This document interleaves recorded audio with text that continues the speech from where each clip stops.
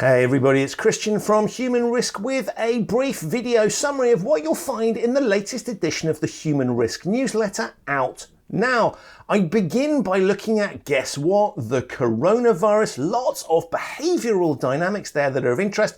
Don't have time to cover them all, so I picked on two specifically that I think are interesting and relevant in a broader context. First one of those is behaviour change. There are lots of things that we need people to do to stop the virus spreading, and I look at some of the techniques being deployed and the thinking behind that to use behavioural science to get people to change their behaviour. Some really interesting things going on in that space, relevant not just for the virus, but also if you work in compliance or risk and you want to influence your population to do something, some of the techniques that are used here also relevant for you. Second aspect of the virus that I'm covering is something called messengers. So who do we take advice from and why? And there's some interesting examples of people in the public eye who have been providing views on it. How do we interpret those? Who do we listen to and who don't we? Is something I also explore in the newsletter. I then move on to look at something that will make all of you smile and all of you will recognize.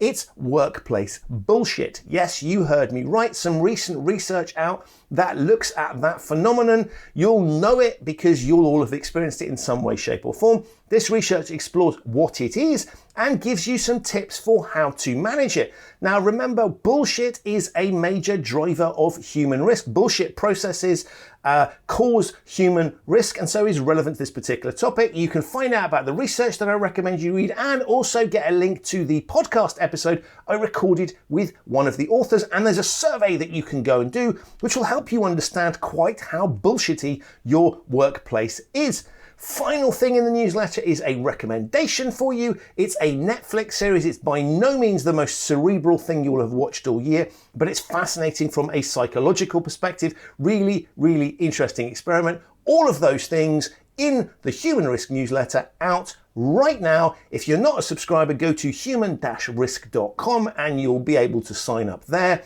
You'll also find links to the Human Risk podcast and the video channel, and you'll find out about some of the services that I can provide to help you manage human risk in your own organization.